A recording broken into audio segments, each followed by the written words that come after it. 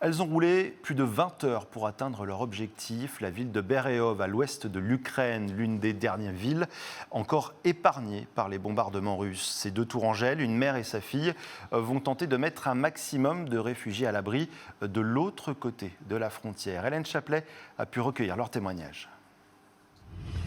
Bon ben voilà, on y est. Elles ont franchi la frontière ukrainienne dans la nuit de dimanche à lundi.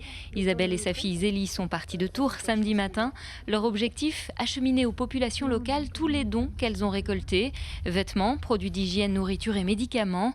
Leur périple s'est arrêté à Bereov, au sud-ouest de l'Ukraine, près de la frontière avec la Hongrie. Sur place, pas de troupes russes. La vie suit son cours, même si la population se prépare. Voilà, on voit une ville qui vit normalement avec des magasins, les gens qui font les courses, qui vont au café. Et en fait, hier, Georges Delacroix Maltaise nous a dit que peu à peu, les magasins se vident. Donc, par exemple, hier, il y avait des œufs, aujourd'hui, il n'y en a plus. Donc, c'est peu à peu que les choses arrivent. Les gens ne s'en rendent pas bien compte encore, je pense. En tout cas, il n'y a pas du tout cette ambiance-là de siège. Mais ça va arriver. Une école de la ville a été réquisitionnée pour servir de centre d'accueil pour les réfugiés. C'est là que les dons sont stockés et que l'on retrouve nos tourangelles. En contact avec l'association Touraine Ukraine, pendant une semaine au moins, elles vont désormais tenter de conduire jusqu'à la frontière les personnes qui souhaitent quitter le pays.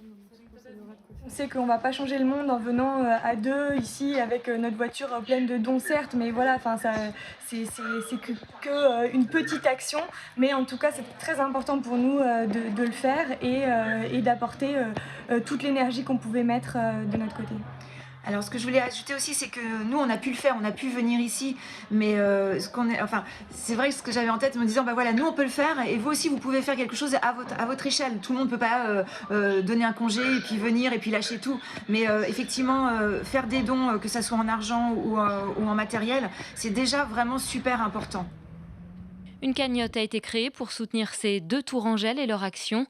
Direction le site cotisup.com/tourukraine.